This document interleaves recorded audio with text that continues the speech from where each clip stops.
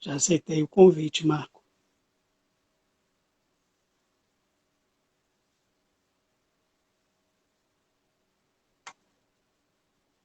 Gente, não entendo.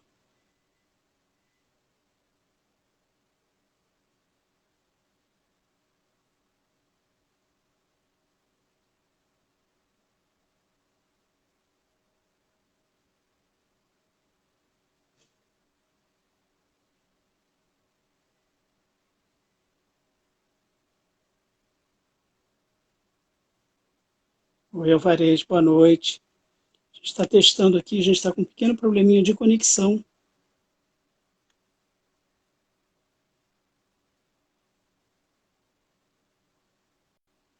Aceitar.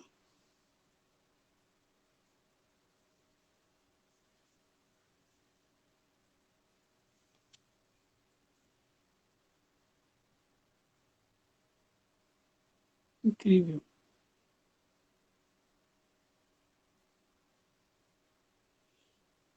E o Marco sempre participa de todas as nossas conversas, todos os episódios. Mandei mensagem para ele no direct para testar a nossa interação e, no entanto, a gente não está conseguindo se conectar aqui. Quando mando o convite ou quando ele me manda o convite.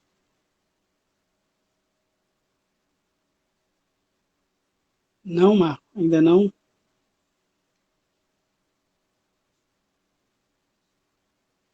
Incrível.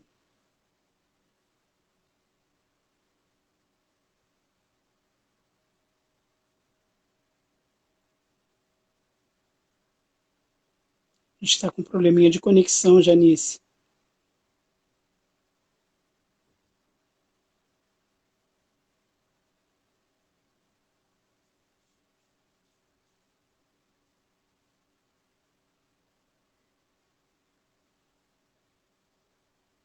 Oi, Débora, boa noite. A gente está com um pequeno probleminha de conexão. Marco, manda o convite, por favor.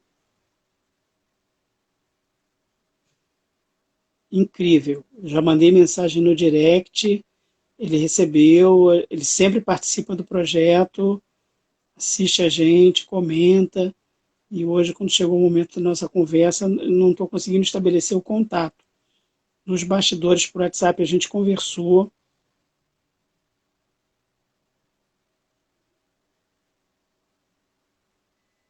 Aceitar. Aceitei, Marco.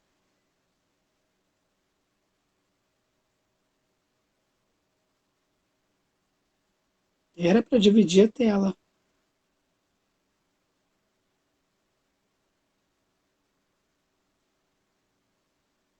Aceitar.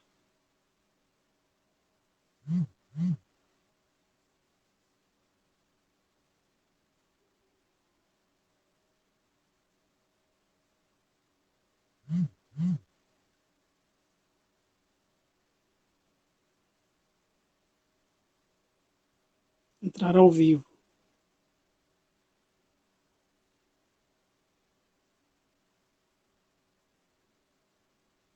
Gente.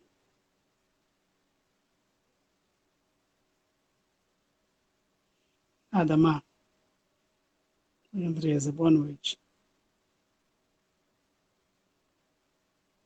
Oi, Thaís. A gente está tentando se conectar, Thaís. Mas a minha conexão e a conexão do professor Marco não estão, não estão fazendo, não estão se completando. Vou sair, Marco, vou sair e a gente conversa nos bastidores aqui. Ó, então, peraí, mais uma tentativa. Aceitar, entrar ao vivo. Cliquei.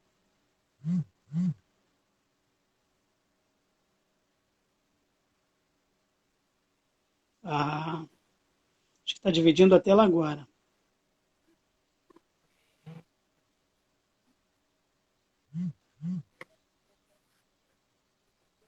Só que travou no caminho.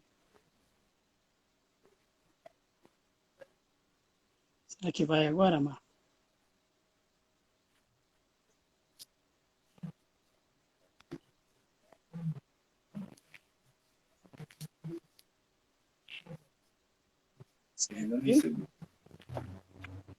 Boa noite, Marcos. Me ouve, Erivelto? Boa noite. Finalmente, graças a Deus, graças aos Finalmente. deuses, aos santos, Que bom. a todas as energias, É que a gente conseguiu estabelecer a conexão. Peço desculpa a você, peço desculpas busca de emoção. Peço desculpas às pessoas que estavam aguardando. Deixa eu fazer, então, como se deve, como você merece, a nossa abertura. Então, boa noite a todos e todas. Eu sou Erivelto Reis. Esse é o 43º episódio do projeto O Filme da Sua Vida. Hoje eu estou tendo o privilégio, a honra, o prazer de reencontrar um querido amigo, um mestre, um colega de trabalho, um professor a quem admiro, um homem que é um humanista ligado às artes, ligado à cultura, ligado a pensar a escola e a academia, que é o professor Marco Antônio Chaves. Então, fico muito feliz de recebê-lo aqui, professor Marco Antônio Chaves, meu amigo, e abro espaço, então, para suas considerações iniciais. Eu só tenho a agradecer o seu convite. As suas palavras iniciais são sempre as mais simpáticas, refletem realmente o colega que você é, a pessoa que você é. Quero também cumprimentar a todos que estão. Muito obrigado pelo carinho, muito obrigado por estarmos juntos. E vamos lá, professor. Vamos conversar sobre o filme da minha vida. Uma felicidade muito grande tê-lo aqui. Quero agradecer mais uma vez as pessoas que têm sempre acompanhado o projeto. Muitas das pessoas que estão hoje, nesse momento, nos acompanhando, prestigiando o talento, a carreira, né, tudo que esse professor maravilhoso, que é o professor Marco Antônio, construiu em termos de educação, as amizades que construiu, que conseguiu reunir em torno da sua trajetória. Tudo isso é muito sintomático, tudo isso é muito importante, né? E o projeto é sobre isso, sobre afetividades, sobre escutas, a história da vida das pessoas também como uma espécie de narrativa. Então, eu vou fazer a pergunta que é tradicional aqui do projeto. Professor Marco Antônio Chaves, como é o filme da sua vida? Então, o filme da minha vida, ele começa sempre de uma forma muito mista de emoções. Tive, né, desde o processo de nascença, alguns desafios, lutei contra algumas enfermidades, foram bem significativas, foram bem marcantes na minha vida. Entretanto, superadas, graças a Deus, por o incondicional apoio, carinho, dedicação dos meus pais e de alguns familiares que foram imprescindíveis nesse processo da busca de uma condição de vida.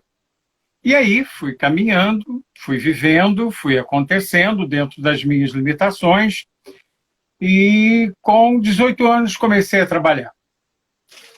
Comecei a trabalhar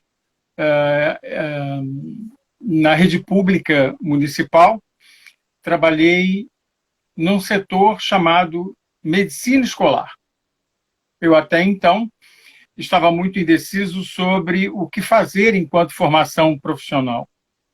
Mas, trabalhando nesse setor, me vi diante de uma situação que me deixava com grande inquietude.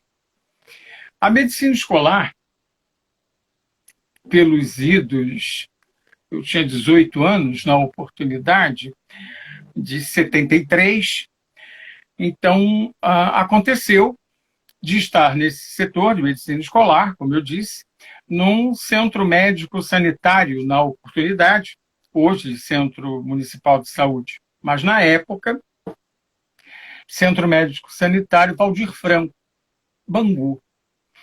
E ali eu fiquei nesse setor de medicina escolar, onde os pediatras recebiam crianças com um encaminhamento muito interessante, que era um encaminhamento com diagnóstico, dado por profissionais de educação. Então, já vinha com dificuldade de aprendizagem. E eu achava aquilo interessante. Depois, veio como déficit de aprendizagem. A criança apresentava um transtorno de déficit de aprendizagem, que foi complementado pelo déficit de atenção. A criança não tinha atenção, consequentemente não aprendia, e aí complementado pela hiperatividade. Bom, aquilo me deixava numa inquietude.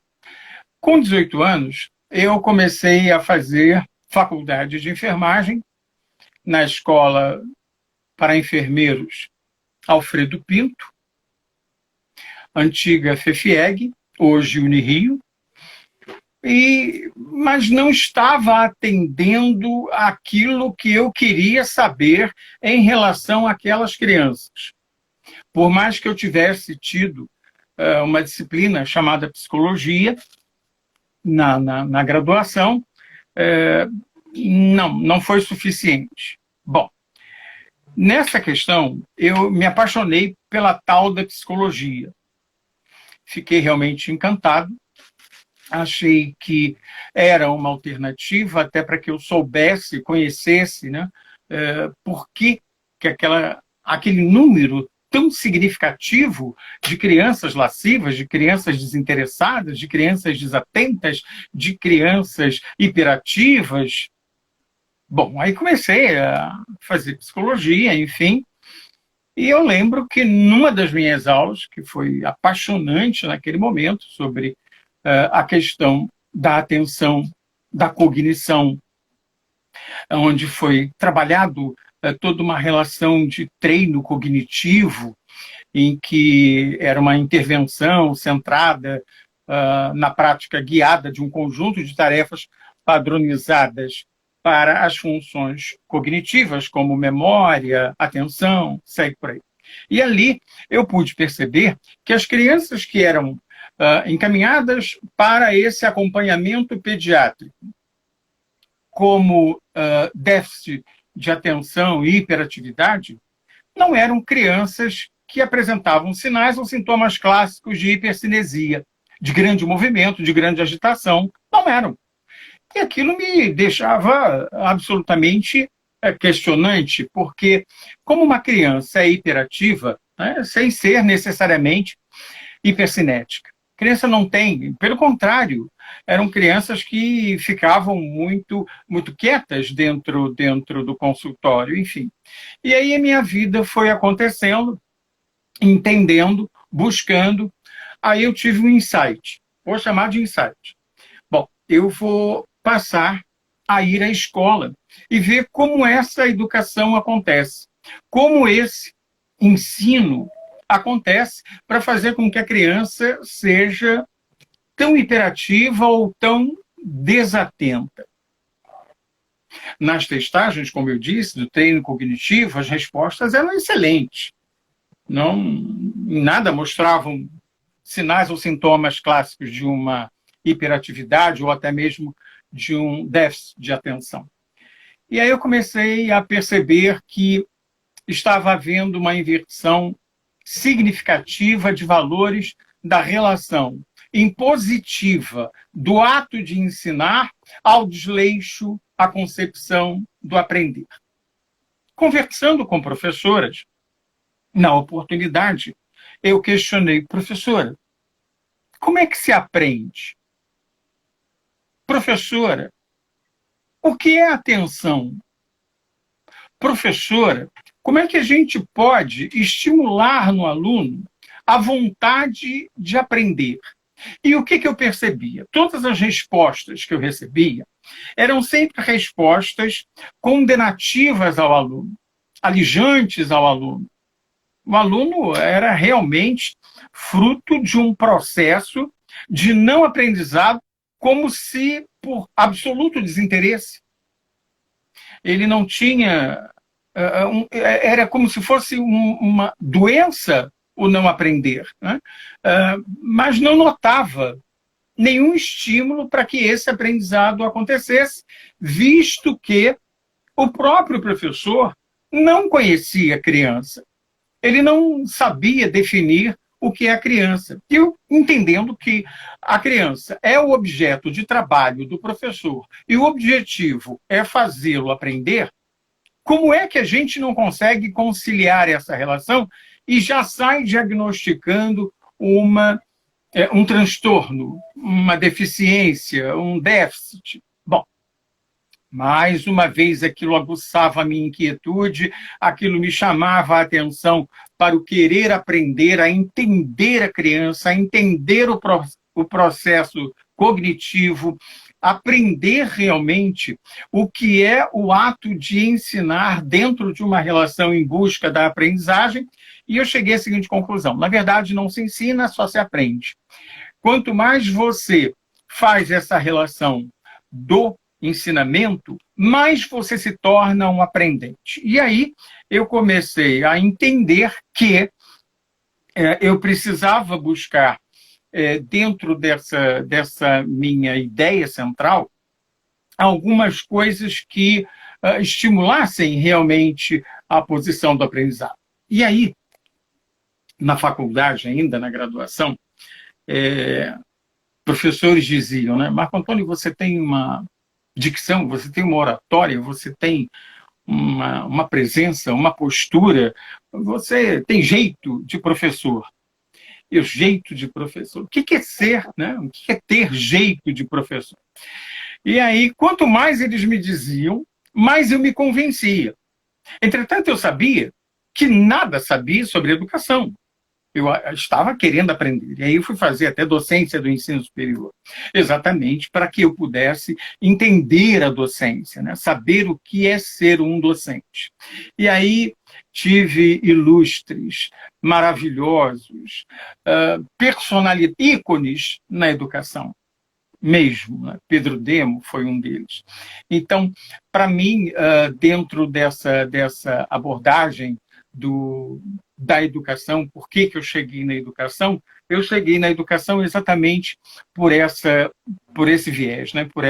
por essa linha estimuladora dos meus professores que me incentivaram a fazer esse processo e os meus questionamentos, porque eu queria entender por que a criança não estava aprendendo e por que a máxima desse TDAH. Não que ele não exista, claro que ele existe. Claro, eu reconheço, não é? É evidente. Mas naquele caso em questão, não. O que eu podia perceber é que, primeiro, se ensinava dentro de um processo que, na verdade, professor, sempre foi para mim algo muito inaceitável, que é a violência psicológica. Frases que para mim foram muito marcantes na história, na minha história, não somente como aluno, como também como colega, que muitas das vezes faziam como máximas de ação. Frases como engole o choro, vou te deixar sem recreio, sempre havendo a questão da ameaça, da punição, como um aspecto em que o aluno iria aprender a máxima, inclusive, da reprovação. Eu nunca vi nenhum aluno reprovado tendo aprendido. Não, ele acabava passando, porque ele ficou reprovado mais uma vez, e outra vez, e novamente, e acabava passando. Fazia um trabalhinho qualquer e pronto. Acabou passando, acabou sendo aprovado. Mas não porque aprendeu. Não. Eu, por exemplo, me valho, talvez, numa confissão bastante constrangedora, mas de qualquer forma, eu fui aluno em que fiquei em segunda época em matemática em todos os meus 4 anos de ginásio e 3 anos de científico. Eu não passava nunca. Sempre segunda época. Nunca tive o sabor de saborear a concepção da aprendizagem e do saber matemático. Um grande desafio. Incrível. Muito desafio. E aí eu entendi que o meu professor de matemática era alguém que adorava cachaça. Uma cachaçinha era o ideal. Marco Antônio vai a Minas, claro. e trouxe de Minas cachaça para o meu professor. E eu sempre passava por conta da cachaça. Então, dizer que matemática é uma cachaça, para mim é. Né? Nesse sentido em que todas as aprovações se deu a partir daí. Pois bem, então eu pude perceber que essa relação punitiva não acontecia como estimulação à aprendizagem. E isso também me deixou extremamente desconfortável. Quer dizer, tirar do aluno a responsabilidade do não aprendizado. A questão é dicotômica. A questão ela é bilateral. Não adianta reprovar o aluno porque ele não vai aprender simplesmente pelo ato da reprovação ou pelo ato da repetitividade daquela questão. Não. Não cabe. O aluno ele precisa ter um estímulo para esse aprendizado. Aquilo que eu, conversando com você, disse, o aluno precisa desejar aprender. E o professor precisa estimular o desejo do aluno vir a desejar esse aprendizado. Não adianta, senão, nós colocarmos a questão dentro de uma leitura impositiva, na época, pela palmatória, pela questão da régua, e tantas outras concepções. Estuda, porque se não estudar não vai passar, e inclusive a premiação de Natal, né? Você, para ganhar a sua bicicleta, a sua Caloi, você precisava passar de ano. Do contrário, não teria nem um patinete. Então, a gente vivenciou isso, eu vivenciei isso, né? Eu venho dessa geração da educação, em que a punição acompanhava o aluno numa questão traumática por exemplo, tábua de logaritmos. Meu Deus, o que era aquilo? O desafio dos desafios. Nunca aprendi. Também nunca coloquei em prática. Também nunca tive oportunidade de dizer, não, isso aqui se aplica assim. Não, nunca vi aplicabilidade no logaritmo. Enfim, na minha formação, na minha profissão, nas minhas ações, nunca tive prática.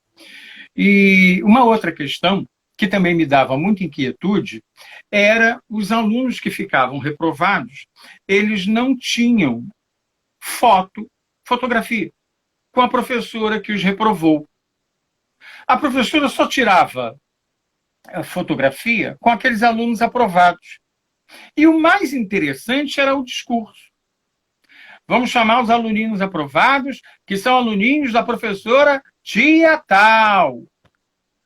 Ótimo. Então, a tia tal era a concepção meritória do aprendizado do aluno. E quando ela reprovava? Não era? Ficava na conta de quem essa reprovação? Foto com aquele aluno? Não tinha. A professora não se predispunha. Esses foram os meus alunos que eu reprovei. Não tinha. Mas somente aqueles que foram aprovados por um mérito dela. Exclusivamente dela. Quando eu entendo que esse mérito ele estava muito mais atrelado a um aluno do que propriamente a professora.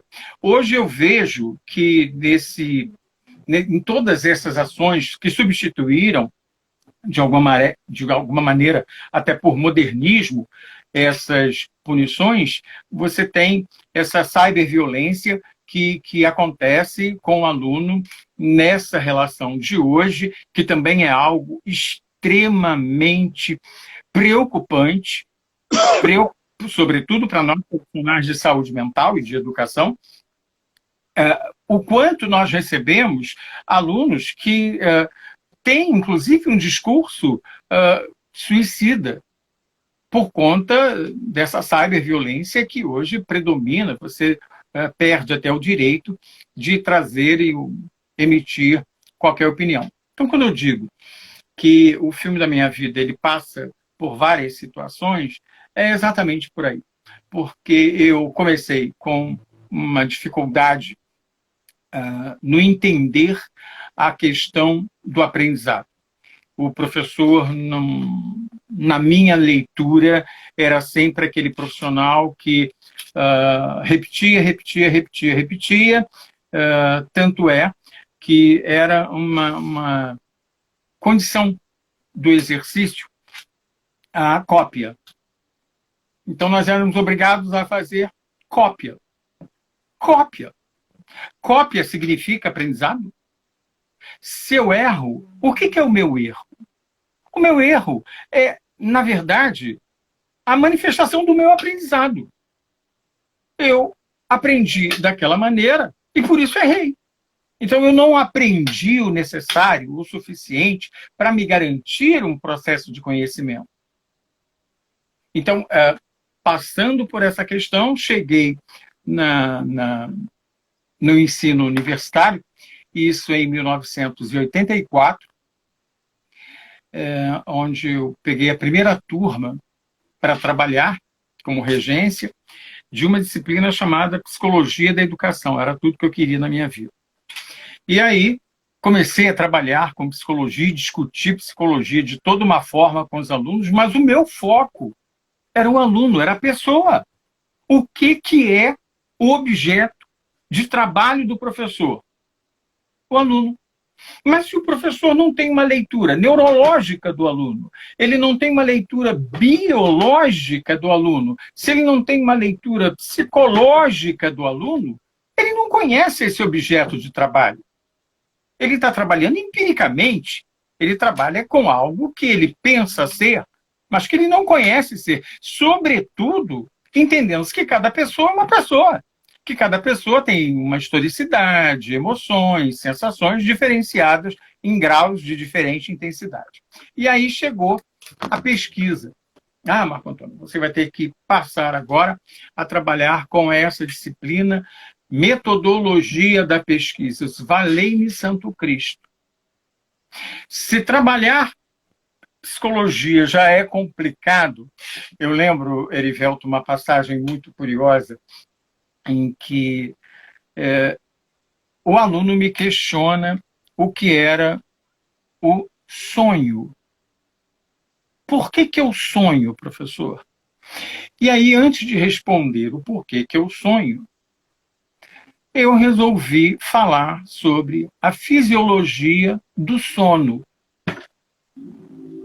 Erivelto, eu fiquei umas 4 aulas falando sobre a fisiologia do sono, que no final nem eu mais sabia o que era o sono, porque realmente o estudo é extremamente complexo para que a gente pudesse ali, naquele momento, sem até porque eu tive que resgatar toda uma formação de anatomia, de fisiologia do cérebro, quais áreas são áreas funcionantes, enfim, foi muito exaustivo. E aí chegou a metodologia da pesquisa, e eu comecei a trabalhar com a pesquisa no sentido de fazê-la a mais saudável possível, a mais prática possível, a mais empolgante possível. Né? Vamos buscar aguçar curiosidade do saber, vamos despertar esse interesse no querer saber.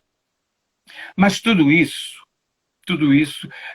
tem algumas questões que eu preciso retomar, porque, na verdade, eu ainda era adolescente quando a minha prima, me levando ao cinema, disse-me assim: vamos ver um filme lindo, lindo, um filme que você vai se emocionar, Ao Mestre com Carinho.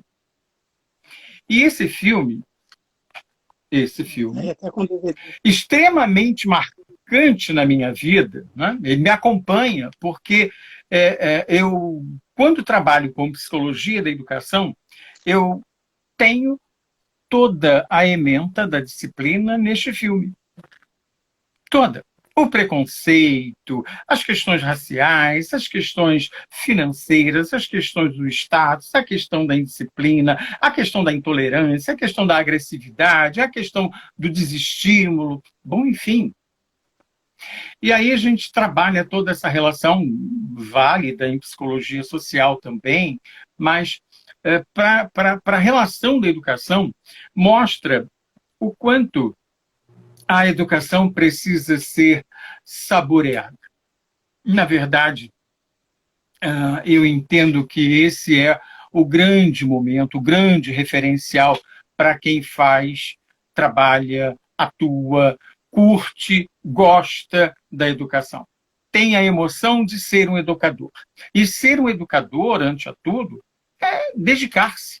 Não tem como. É emocionar-se. Já tive a oportunidade de ouvir alguns colegas dizendo isso e me identifiquei profundamente. Nós temos conosco um referencial, um exemplo, Gilda Batista. Trabalhamos juntos, dividimos juntos sala de aula, dividimos juntos saberes, dividimos juntos oportunidades. Eu tenho um orgulho em dizer que tive momentos de dividir com muito carinho o mesmo espaço, a mesma sala de aula com Gilda Batista. Um referencial. Uma mulher magnífica, de uma inteligência, de uma sensibilidade, enfim. Um beijo, Gilda. Aí, Gilda está assistindo a gente. Um beijo para ela. Aqui fica a minha homenagem. Ah, que bom! Fica a minha homenagem à professora Gilda pelo expoente que ela é na educação, por tudo que ela representa, né? Dividimos bancas, inclusive. Foi muito bom, uma experiência que muito saudosa. Ela está subindo o coraçãozinho na tela aqui para você, eu te agradeço. Gilda, para você também, sempre. Então, na verdade, eu pude perceber que nesse momento em que a gente faz essa educação acontecer, aí eu estava dizendo sobre alguns colegas que assisti, a criticidade do Marco Antônio vem exatamente daí.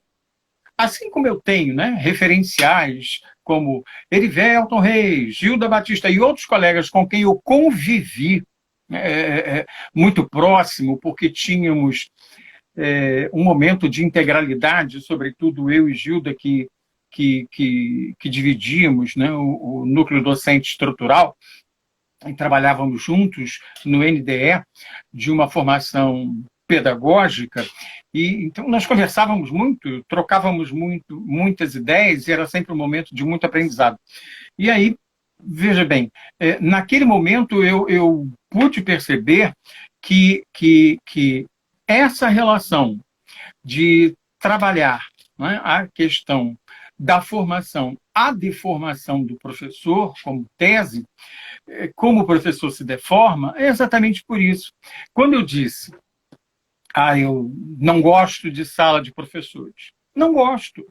Eu não gosto, Erivelton, porque a minha experiência, não quero generalizar, estou falando da minha experiência, da minha historicidade. Sei que não é 100% a mesma ação em todas as instituições, e não seria idiota em pensar dessa maneira. Mas tive a oportunidade de trabalhar com pessoas que diziam frases que talvez nem caibam ser repetidas aqui, em relação a alunos do 5º ano, da 5ª série. Então, o professor abre uma bolsa e olha para o colega e diz, sabe o que é isso aqui? Um teaser. Estou trabalhando com alunos da 5ª.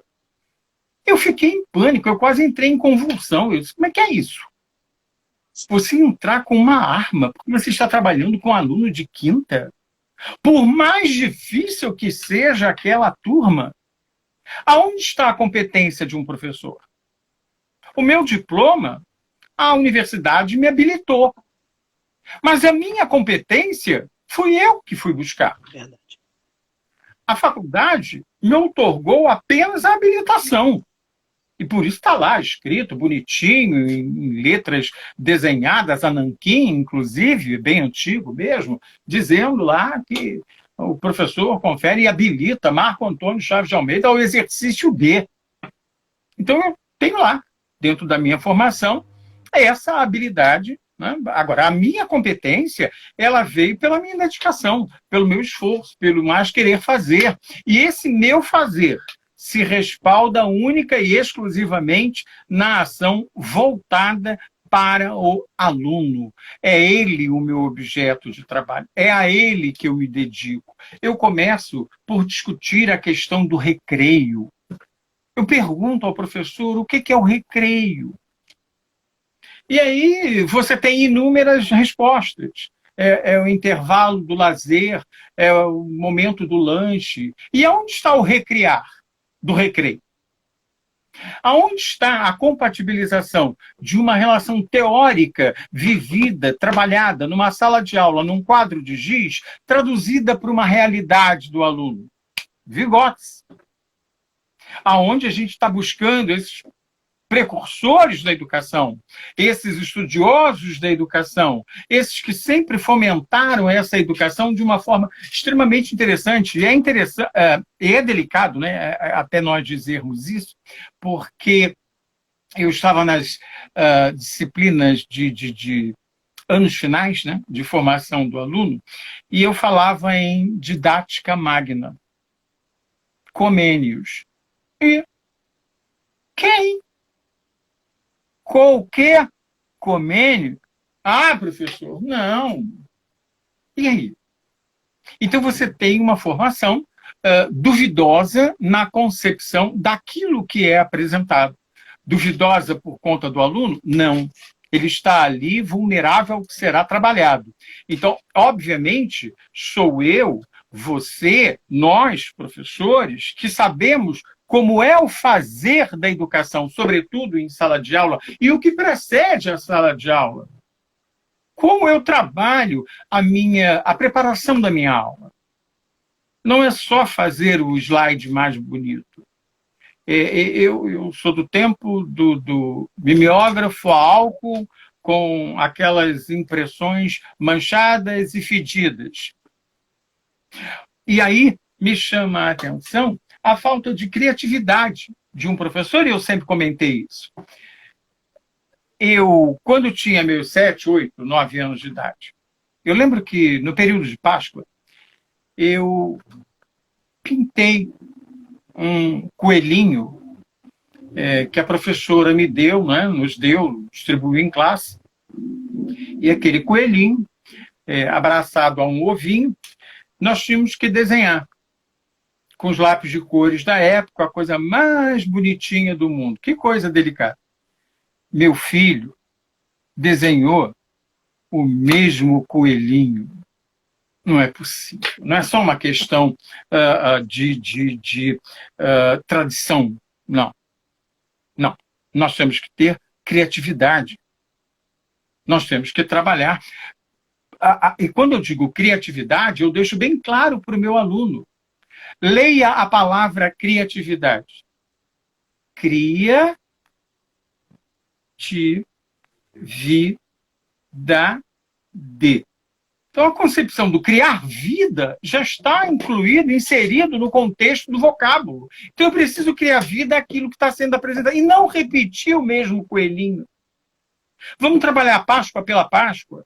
Vamos trabalhar dentro da questão folclórica. Vamos colocar um coelhinho. Mas tem que ser aquele mesmo coelhinho de 1900 e muito tempo atrás? Não cabe. Então, o que eu percebo é que muitos dos nossos colegas repetem o mesmo plano de aula, repetem a mesma conotação, ou a própria concepção do projeto político, pedagógico, nem cabe aqui, porque isso seria uma série de tantas lives. Mas, curioso, nas redes sociais, você vê mais ou menos o seguinte: alguém tem um projeto político pedagógico para me emprestar, para me doar, para me repassar, e aí você tem o apoio dos colegas. Calma aí, estou mandando. Aguenta aí, estou mandando. Pelo amor de Deus. E aonde ficou o aprendizado desse pedagogo, desse profissional de educação? O que não tem noção do que é um projeto político, pedagógico? Então, enfim. Então, a gente começa a perceber, né, que nessa minha logorreia toda, que a minha criticidade ela vem exatamente por essa razão. Eu estava num evento e isso fazem muitos anos, e com um grandíssimo referencial da educação, e aqui eu não coloco a menor intenção política, no sentido partidário da questão. mas um momento especialíssimo onde o professor Darcy Ribeiro dizia mais ou menos o seguinte, num debate empolgado, caloroso, alguém dizia, o professor precisa ser simpático, o professor precisa ser simpático, porque... E justificava o porquê. E aí Darcy Ribeiro dizia que o professor que não tem o que oferecer, oferece simpatia. Eu fiquei intrigado com aquilo. Caramba, o professor que não tem o que oferecer, oferece simpatia? Que o professor oferece conhecimento. A autoridade de um professor não está no grito, não está em socar o quadro, não está na ameaça ao aluno, não está na punição ao aluno, não está na piadinha sem graça, inoportuna, nojenta e preconceituosa em sala de aula para ser simpático. Não!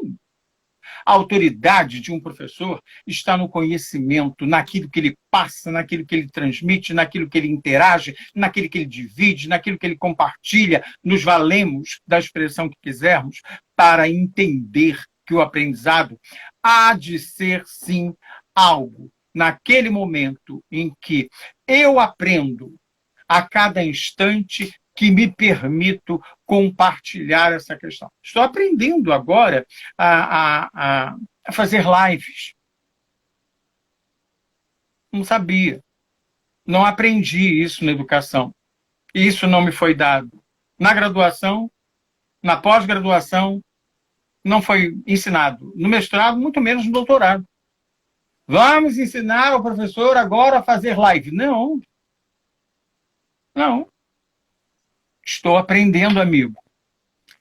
Claro que talvez na milésima live que eu faça, se alguém tiver disponibilidade de me ouvir, eu fique bem melhor do que hoje, não tenho a menor dúvida. Mas é óbvio que esse aprendizado, ele não se finda, ele não é tão pontual, ele não é tão instantâneo e nem pode ser.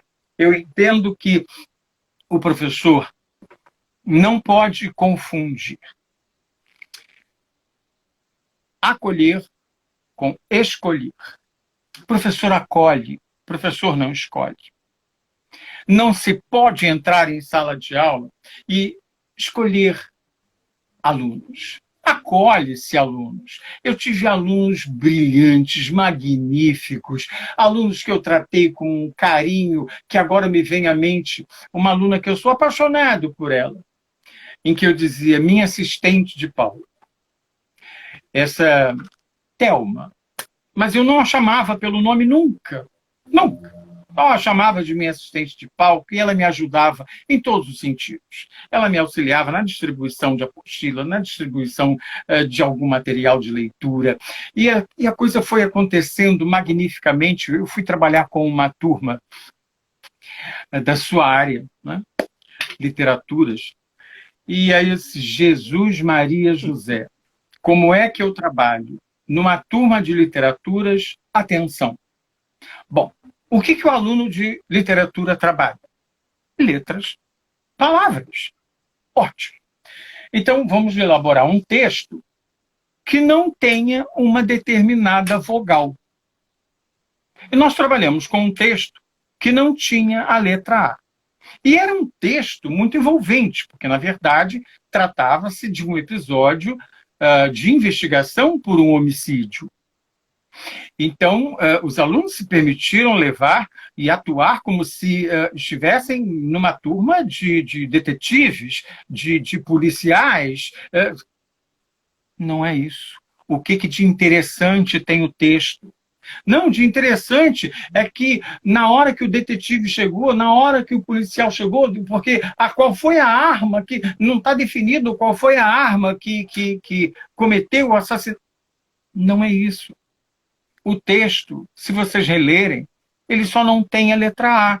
Em todas as palavras, ele não tem, foi suprida a letra A de todo o texto. Então, trabalhoso? Trabalhoso. Buscou-se uma série de palavras para que pudesse construir um texto? Sim, não resta a menor dúvida. Empolgante, empolgante. Curioso, curioso. Tudo isso. mas despertou a atenção. Como é que se faz uma leitura? Para onde nós vamos canalizar a nossa relação do ver e do olhar, do ouvir e do escutar. Confundir, organizar com agonizar é uma distância muito grande. Eu tive a oportunidade de, encerrando um movimento, foi bom, me fugiu agora a expressão, aconteceu na região dos Lagos e eu fui convidado para fechar aquele evento com uma palestra, encerrar aquele evento. E aí eu lembro que uma das frases que eu deixei bem clara, para que todos entendessem que em educação não há nada tão bem feito que não possa ser feito melhor. Haja vista, Erivel, o tanto de concepções e de modismos que eu ouço, que eu vejo, que eu leio dentro da educação. Novas tecnologias, novas não sei o quê, novas isso e novas aquilo. E eu vou envelhecendo e não sei por quanto tempo tantas novas vão chegando sem se pegar uma base que é fundamental na educação. O aluno. Se estuda tudo. Novos planos, novas construções pedagógicas, novas teorias. Mas o aluno, quando é que nós vamos parar para discutir o aluno, para ver que não há uma dificuldade de aprendizagem, que não há um déficit de atenção? O que há é uma aula chata, inconveniente, cansativa, enfadonha, repetitiva, em que nada acrescenta no interessante do aluno. Então, o aluno se vê realmente em processo de saturação. Ele se assusta com aquela conotação em que só o professor fala, o aluno não interage, o aluno não participa, o aluno é um espectador mudo, classicamente mudo, em que não traz para nós nenhuma interação no sentido de criatividade. Eu entendo que o verdadeiro sabor desse saber acaba sendo a sabedoria, sem nenhum joguete de palavras, mas com a intenção clara de que a preocupação ainda é o aluno. Na minha leitura, na minha forma de entender, e daí tanta criticidade, muitas das vezes mal compreendida, porque talvez eu não saiba me expressar o suficiente para que todos entendam que eu não sou contra o professor, até porque eu faço parte. Eu também sou sindicalizado, então, obviamente, eu não sou contra o professor. Eu só gostaria que alguns revissem as suas práticas e não colocassem o aluno dentro de um processo de vitimização. Um exemplo. Entrei em sala de aula, os meus alunos lembram bem desse momento, porque foi muito marcante. Hoje é dia de prova. Ótimo. Antes de entregar a prova, eu questionava: quem estudou? Levanta a mão quem estudou. Mantenha-se com a mão estendida, aquele com o braço estendido, aquele que se acha em condições de responder às questões de uma prova. Permaneçam em sala de aula somente vocês. Os demais farão essa segunda prova na semana que vem. Mais um tempo para vocês se prepararem. Mais um tempo para vocês estudarem. Mais um tempo para vocês aprimorarem o seu conhecimento e dirimirem as dúvidas que, porventura, não tenha sido bem esclarecido por qualquer razão. Eu dava essa flexibilidade, porque eu não estava ali como um sentenciador.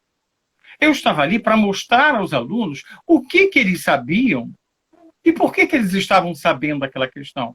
Para o próprio proveito deles. Serão eles os professores em sala de aula, não será o Marco Antônio.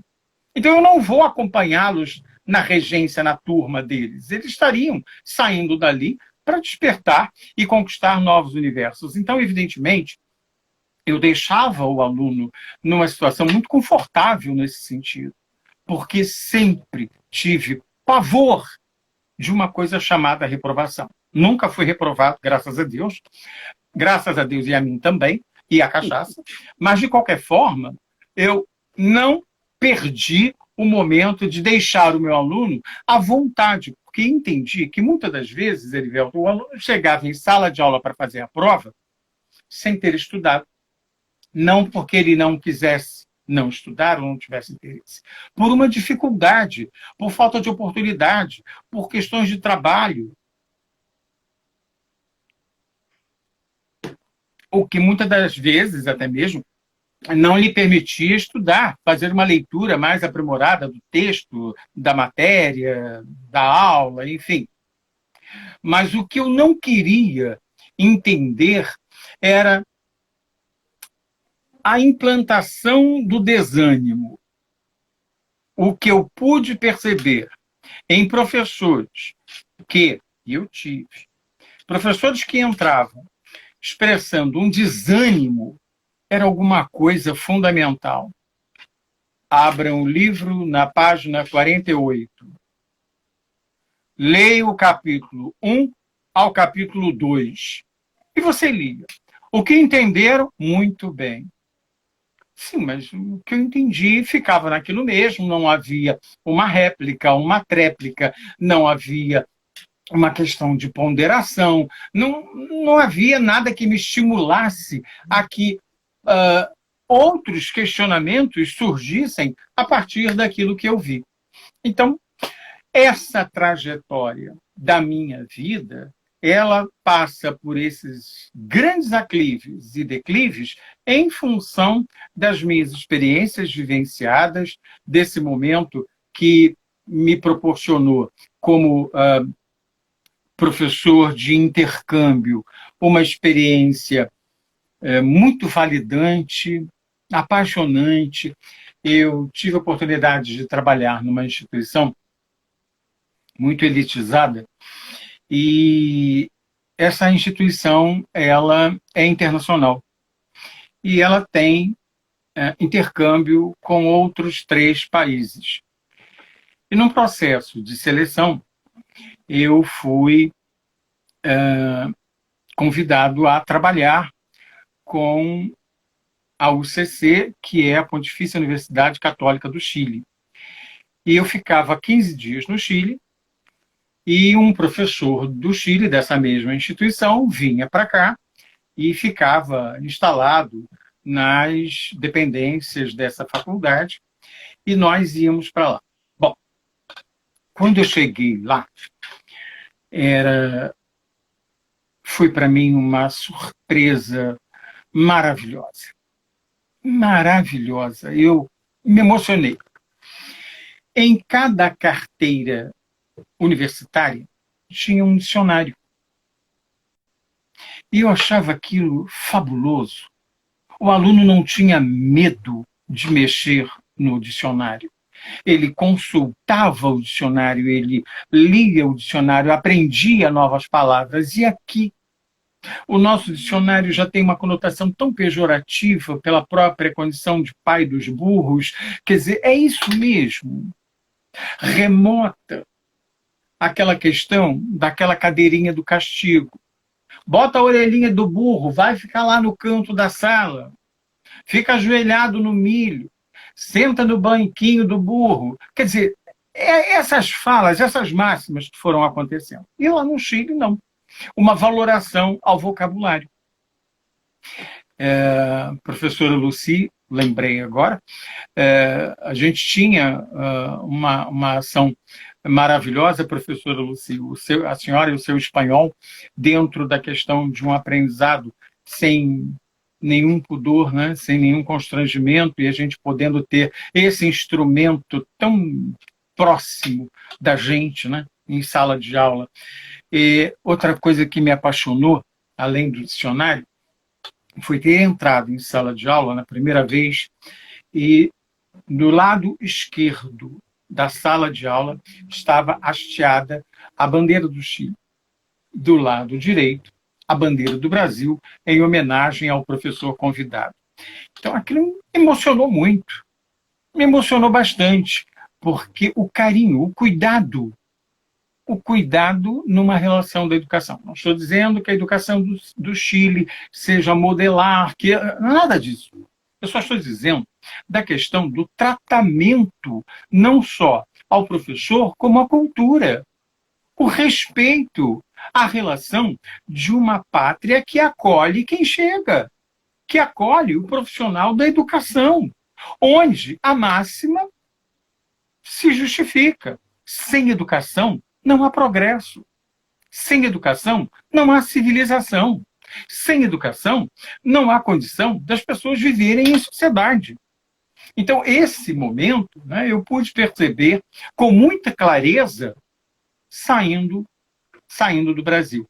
Como buscando para cá, para uma realidade nossa, eu estive na UFAL, Universidade Federal de Alagoas, a convite, e vi algo que me deixou sensibilizado. A professora estava ensinando aos alunos de séries iniciais, a professora estava ensinando para alunos que seriam professores de séries iniciais, melhor colocando, alguns conceitos, inclusive matemáticos. Sabe com o quê? Com a raiz da mandioca, com a raiz da macaxeira. A professora estava ensinando peso, estava ensinando mensuração, em todos os sentidos, tamanho, circunferência, não sei mais o quê. E eu achei aquilo de uma realidade tão próxima. Novamente, Levi-Vygotsky. Então, não tem como fugir a essa realidade. Eu não posso perder essa relação da experienciação. Eu não posso perder aquilo que David Ausubel trouxe com muita propriedade. E que nós, em discursos mais acalorados, trazemos, desde Paulo Freire a todos esses, mas e na prática? O que eu faço na prática com esse aluno, que será amanhã professor, já que nós trabalhamos com a graduação de professores? Então, nessa relação, minha vivência na educação passa por aí, com todo esse afeto e ainda a emoção ao tema de Sir Wittloff, que é o tema do filme Ao Mestre com Carinho, que mexe muito comigo em vários momentos. Olha, uma narrativa incrível, repleta de imagens, repleta de situações emocionantes, né, bastante propícias para reflexão. Agora, eu me lembro de ter conversado com você a primeira vez, o Marco Antônio, e ficar encantado, não é, com a sua elegância, com o timbre da sua voz. As pessoas que estão nos vendo, nos ouvindo, estão percebendo. E aí eu me lembro de, na segunda ou terceira vez que vi você, ter tomado coragem, assim, quase como numa ousadia, dizer assim, olha, sabe que você seria um bom radialista? E aí você falou, não brinca comigo que eu tenho uma história de rádio para te contar.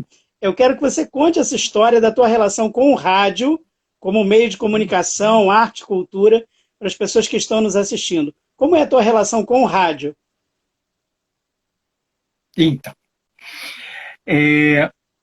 meu pai, J. Esteves, mas esse era o nome que ele usava na rádio, no programa de rádio, onde ele trabalhou na Rádio América, no Sistema Globo de Rádio, e meu pai tinha programa na madrugada. Era um programa que acontecia das 3 às 6 da manhã. Como acredito que a maioria já tenha percebido, a rádio ela funciona a cada 3 horas. Né? A cada 3 horas, uma nova programação, via de regra, acontece dessa maneira, e ainda é assim.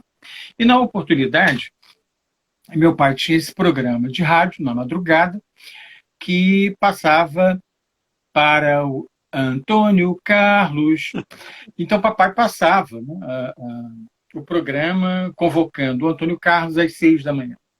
Bom, e aí eu fui achando aquilo mais do que apaixonante, muito interessante, adorava o programa.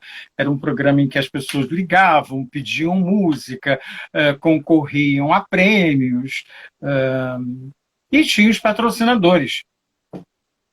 Marco Antônio, abusado, achava que seria garoto propaganda de rádio. E aí ia para a rádio, né, acompanhava meu pai para ler, né, os anúncios. Então eu me permitia, por um aprendizado feito lá mesmo, né, na prática, imposte assim, respire assim, dê mais entonação a essa palavra, a essa sílaba, enfim. E eu vinha todo empolgado, né? Cada vez que eu fazia um anúncio, eu ficava, né? E como eu brincando com você disse, eu achava que um dia seria garoto propaganda das ofertas do aniversário do supermercado Guanabara, porque eu achava aquilo apaixonante. Cada vez que eu dizia a promoção da semana no supermercado Rainha, era alguma... Três poderes.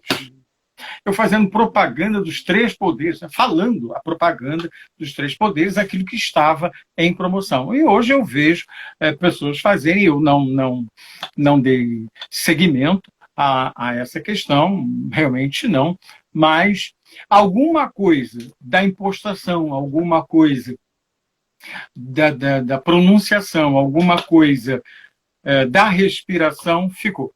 Isso a gente não esquece. Mas foi uma aventura, uma grande aventura. Coisas de adolescente que bem viveu os momentos que eu pude aproveitar ao lado do meu grande ídolo, João Esteves de Almeida, meu pai, inesquecível, maravilhoso, magnífico, um grande amigo. Que memória bonita. Agora, você está dando um enfoque na tua resposta a uma das características que eu percebi, mas olha, eu vou comentar aqui, cometer uma inconfidência.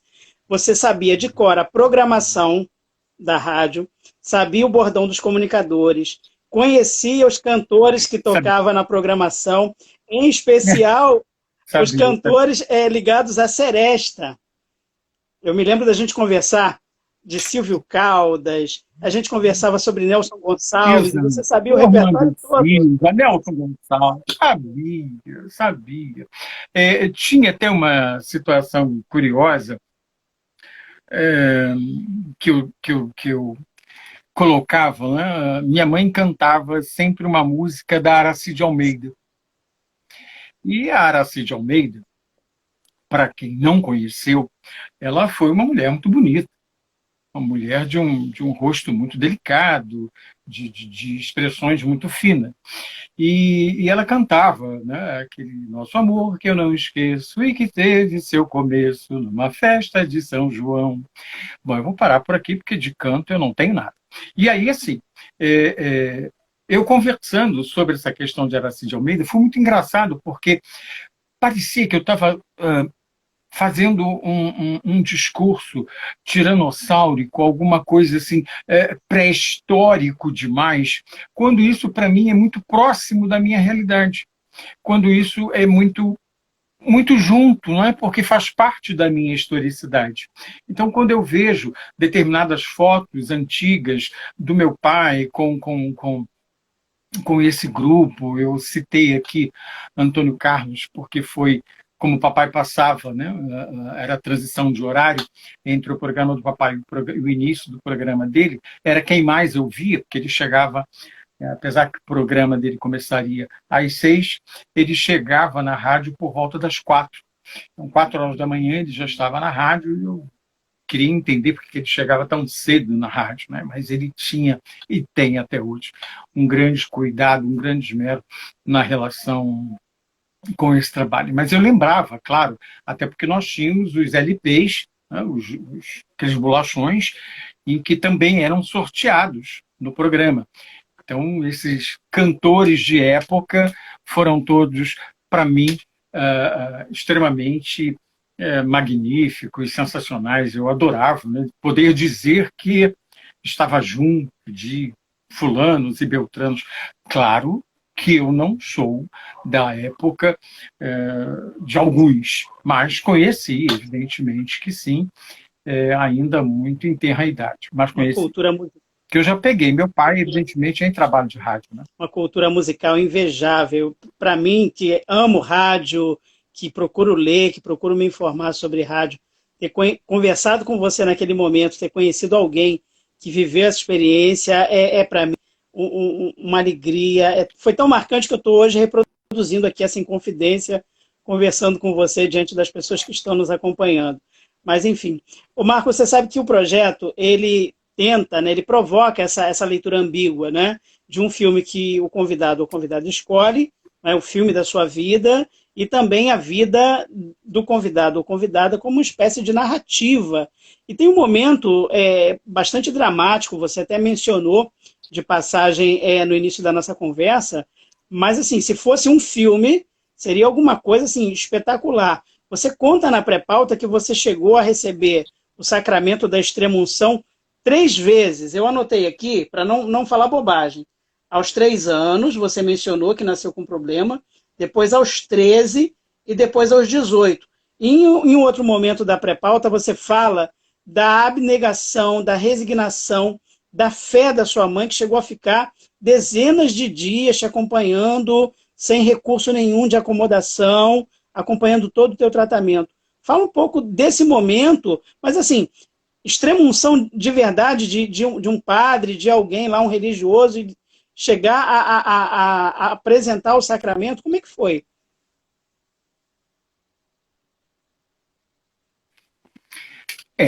É uma passagem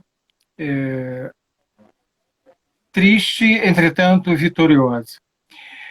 Eu nasci com uma tumoração no intestino, eu nasci com câncer no intestino, e esse tumor evoluiu. Eu estou falando de algumas boas décadas atrás, onde o tratamento oncológico ele quase se limitava à questão da mutilação, da extirpação. Aonde está localizado o tumor? Vai lá, abre, tira, corta, e a coisa aconteceu assim, aos 3 anos de idade. Depois isso veio a se repetir. Também com 18 anos aconteceu o terceiro momento da a terceira extrema unção. Eram cirurgias que eles classificam como laparatomia exploradora. Era alguma coisa que dentro da medicina eles fazem uma incisão em toda a sua região abdominal. São cirurgias muito intensas, cicatrizes que ficam, né? No meu caso, um pouco abaixo do externo, né? Aqui do diafragma, até quase a região pubiana. Então, para você ter uma ideia, é uma grande extensão de cicatrizes. São 3. Então, assim, correspondente, não sei se por mera coincidência, a cada uma das extrema-unções. Apesar de eu já ter feito 5 cirurgias. Então, das 5, 3 foram cirurgias em que provocaram muita complicação. Eu comecei a ser cirurgiado com o tio Miguel, Dr. Miguel Francis. Dr. Miguel me recebeu aos 3 anos de idade e fez as minhas cirurgias até os 5. Até os 18. Ele concluiu as 3 cirurgias que eu tive que fazer, as outras 2 eu fiz com outro profissional. E foram no Hospital Escola Gaffrey-Guinle. O Hospital Gaffrey, que, olha, curiosamente, né, na questão da vida, onde eu vim fazer estágio um dia, no Gaffrey. Ali o Gaffrey me recebeu. Então, eu tenho um carinho muito grande pela Unirio, exatamente pelo Gaffrey. A minha história de vida está ali. E ali eu recebi, né, por complicações. Era um hospital muito religioso, dirigido, coordenado por irmãs de caridade, e que havia sempre, quase que mensalmente, se não me falha a memória, procissões dentro do hospital. E eu estava com 5 anos de idade quando eu não andava. Eu não tinha uma coordenação motora que me permitia o exercício da marcha. E aí houve uma procissão dentro do hospital de Nossa Senhora de Fátima, que a imagem, né, decoradinha, com flores, isso e aquilo, vinha acompanhada pelas irmãs de caridade, muitas delas também profissionais de enfermagem, e por outros profissionais e pacientes que se locomoviam. Bom, como eu não andava, a minha mãe me colocou em pé, né, segurando no leito, coisa e tal. Eu tinha equilíbrio, eu não tinha a marcha, que fique bem claro. E aí eu fiquei em pé, mas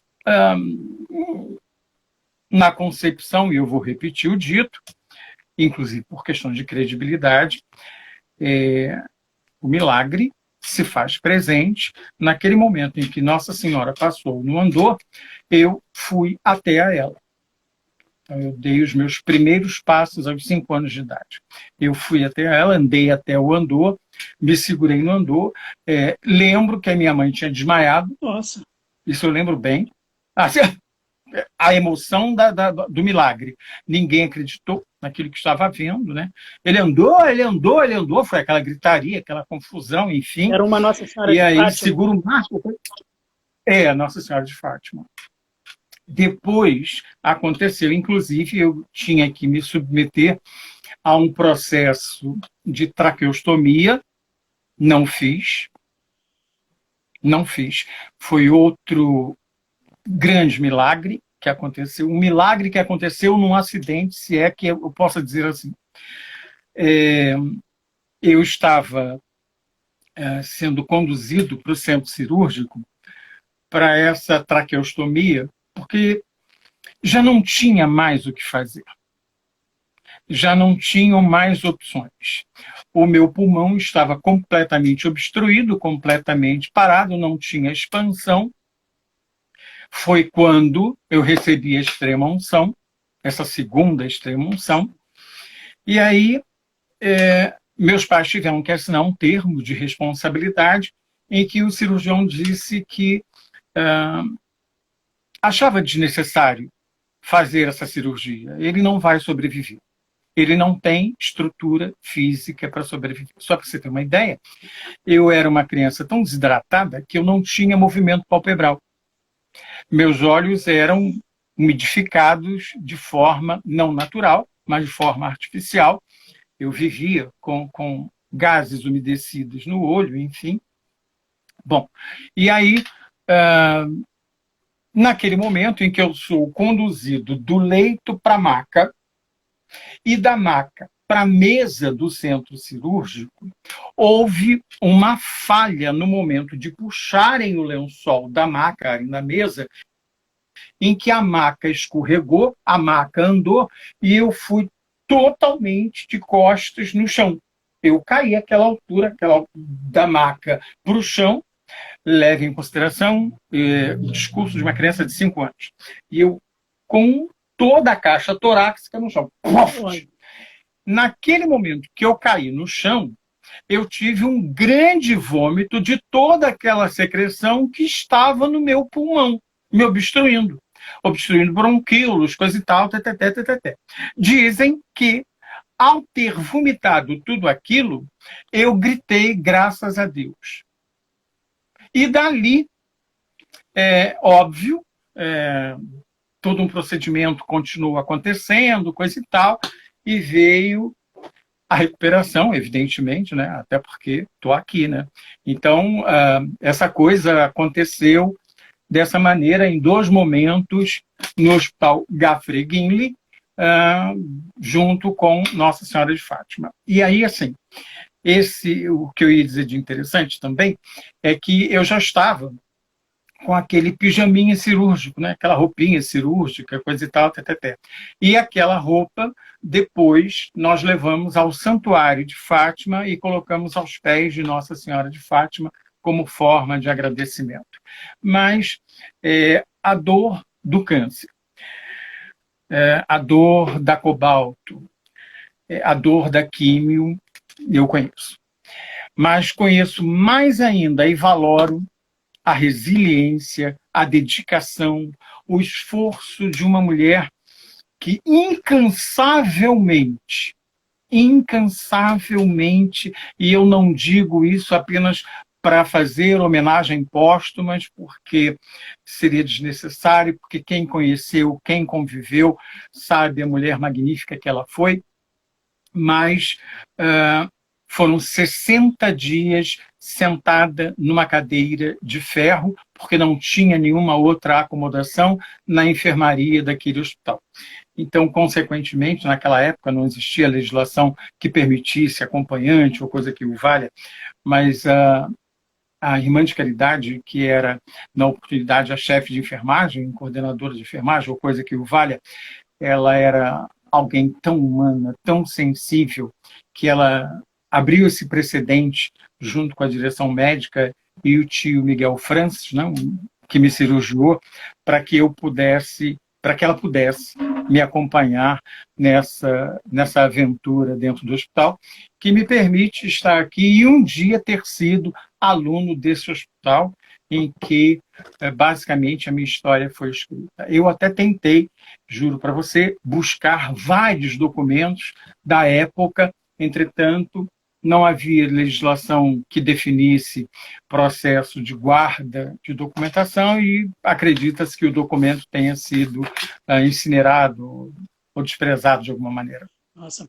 Mas é essa a história. Uma história muito emocionante. Agora, uma curiosidade. Eu nasci no dia 4 de julho, signo Câncer. Bonitinho, né? Nossa. Já não tinha nascido com signo? Não dava a nascer com a doença? Muita coincidência. Deixa eu te perguntar, falando de momentos emocionantes, assim, lembrando só, eu anotei aqui, você falou o nome do teu pai, o nome da tua mãe, senhora Dirce.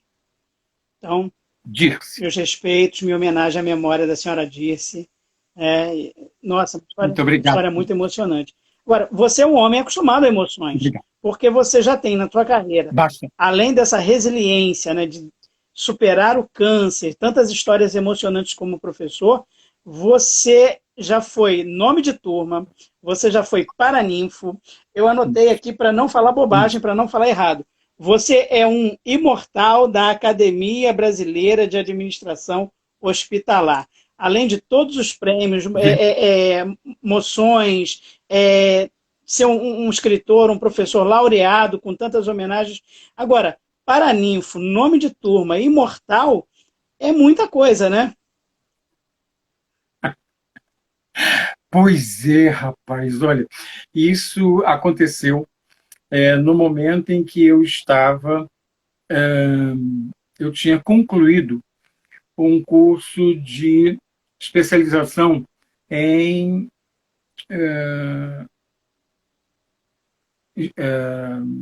Administração Hospitalar da Saúde, pela Fundação Técnico Educacional Souza Marques. E aí eu tinha feito aquele curso e, coincidentemente, eu estava concluindo o curso quando a Academia Brasileira de Administração Hospitalar refaz um processo de seus membros, do seu corpo, não sei mais o que, coisa e tal, onde teríamos que fazer inscrições de trabalhos e concorrer em todo o território nacional, até porque trata-se de uma academia brasileira, então, obviamente, todo o Brasil concorreu. Eu tinha 35 anos na oportunidade. Fui entendido, inclusive, como mais novo de todos os imortais. Com tão tenra idade, já está imortalizado pela Academia Brasileira de Administração Hospitalar. foi absolutamente apaixonante ser condecorado, receber a insígnia, foi brilhante, foi emocionante. Meus pais, na oportunidade, me acompanharam e viram, participaram dessa homenagem, de toda dessa condecoração. Eu fiquei extremamente envaidecido? Fiquei envaidecido. Poderia buscar uma palavra menos complicadinha, mas de qualquer forma foi como eu me senti. Eu não tenho muito medo das minhas emoções, então, consequentemente, eu me senti envaidecido, mas isso não me fez pernóstico, isso não me fez prepotente, isso não me fez arrogante, apenas me fez mais convincente de que os desafios que chegam eu posso enfrentar. Apenas só me encorajou. E aí fiquei, estou lá. Ainda estou como imortal, escrevo artigos sobre a questão, a cadeira que eu ocupo é a cadeira de documentação médica, que congrega a questão do prontuário do paciente. Nossa, eu fico pensando, deve ter sido um momento realmente de muita emoção para tua mãe, para o teu pai, e para você. Você está contando, eu estou aqui me emocionando de imaginar essa cena, realmente um momento bastante significativo. E deu nome a uma turma de formandos também, não é isso? Foi. Em 1986, em uma faculdade aqui na Zona Oeste, os alunos tiveram esse carinho comigo por toda uma situação que aconteceu na instituição.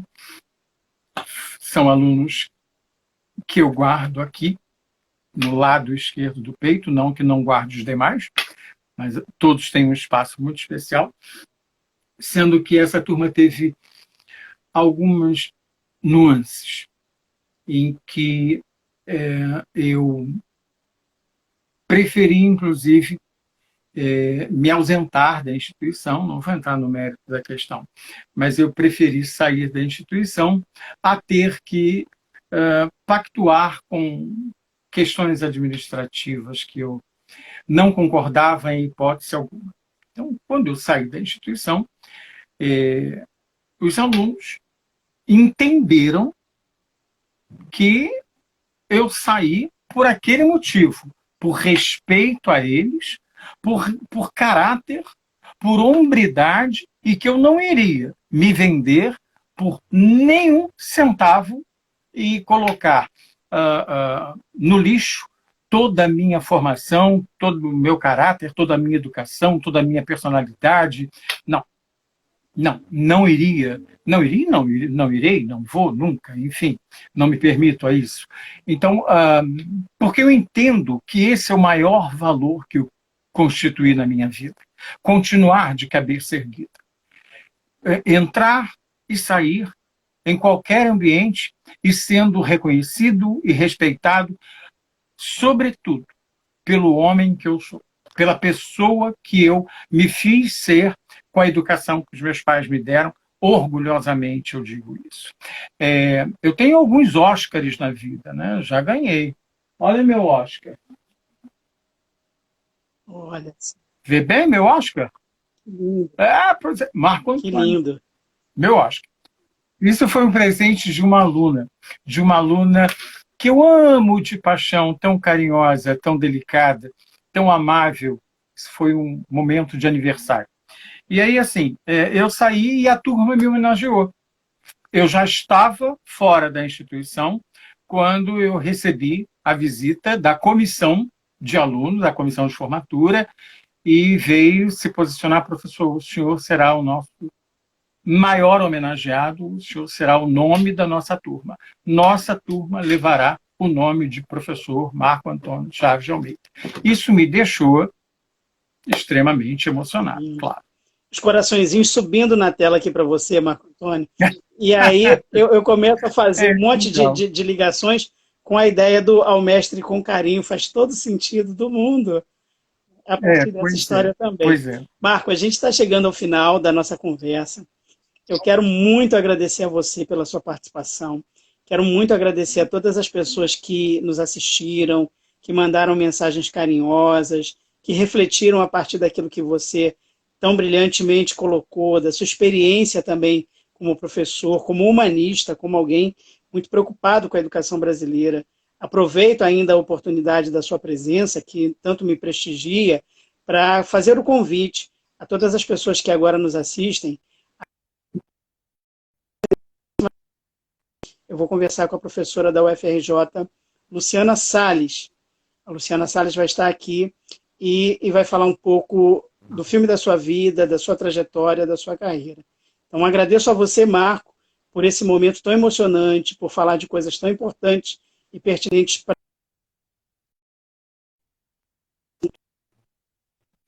considerações.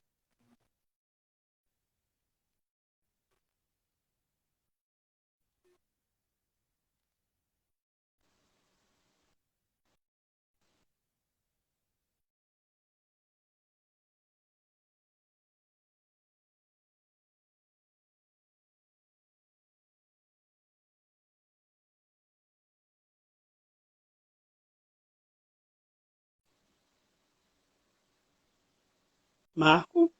Alunos, aos meus colegas de trabalho, sim, me ouve bem.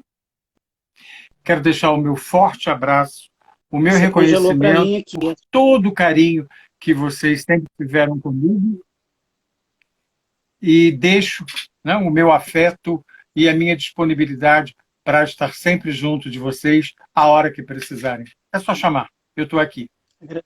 Um grande abraço, uma noite linda. Agradecer muito a você, desejar a você muita saúde, muitas felicidades e até o momento em que a gente possa se encontrar presencialmente para matar as saudades. Se Deus quiser. Grande abraço. Espero. Um grande abraço. Boa noite. Um abraço. Boa noite, tchau, tchau, Marco. gente. Um Boa noite a abraço. todos e todas. Tchau, tchau. Boa noite, gente. Tchau, tchau.